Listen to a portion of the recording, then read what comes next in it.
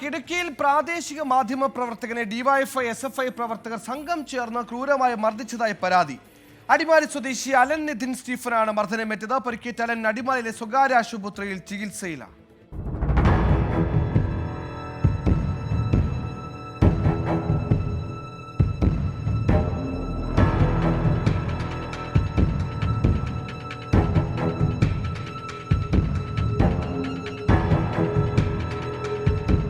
ഇന്നലെ വൈകിട്ടാണ് സംഭവം.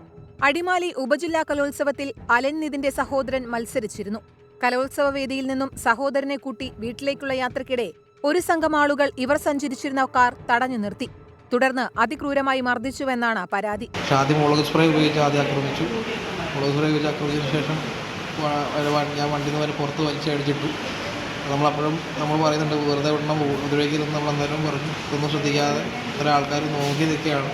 ടൗൺ സെൻറ്ററിലിട്ട് മാരങ്ങൾ 10-16 SFID കൊടുത്തിട്ടുണ്ടായിരുന്നു. അതിക്രൂരമായിട്ടാണ് കമ്പ്യൂട്ടർ ഉപയോഗിച്ച് അതിമാരകമായിട്ടാണ് മർദ്ദിച്ചത്.